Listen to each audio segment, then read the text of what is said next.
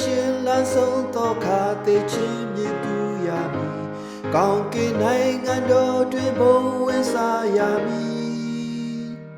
ကောင်းကင်နိုင်ငံတော်ရောက်လျင်ကဲ့တင်ရှင်ကိုဖူးမြော်ရမည်ပြုံးမျက်နှာနှင့်ကိုယ်တော်ရှင်ကြိုးဆုံနေမည်ကောင်းကင်နိုင်ငံတော်သို့ရောက်လျင်ငြိမ်သက်ပျော်ရွှင်ရမည်အစဉ်ကိုယ်တော်ရှင်ဤရင်ခွင်တော်မှာငြိမ်သက်ပျော်ရွှင်စွာဆိုဆိုင်ရမည်ထာဝရ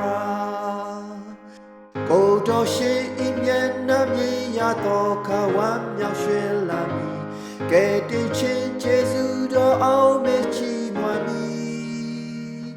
ကောင်းကင်နိုင်ငံတော်သို့ရောက်သူများအတွက်နေရပြင်းထားသည်အိမ်တော်မှာဂေါလူလာအတွက်အခမ်းရှိ၏ကောင်းကင်နို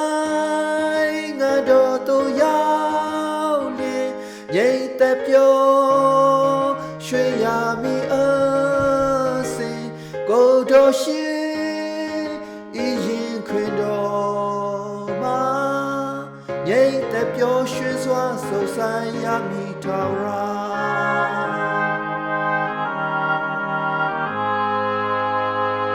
ယေရှုကိုယုံကြည်သူများသိဆုံး၍ခွဲခွာရတော့လေ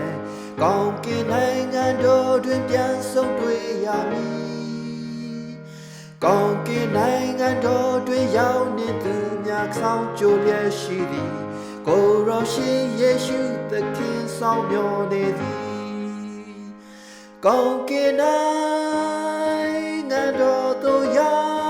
က်လျင်ငြိမ်သက်ပျော်ရွှင်ရမည်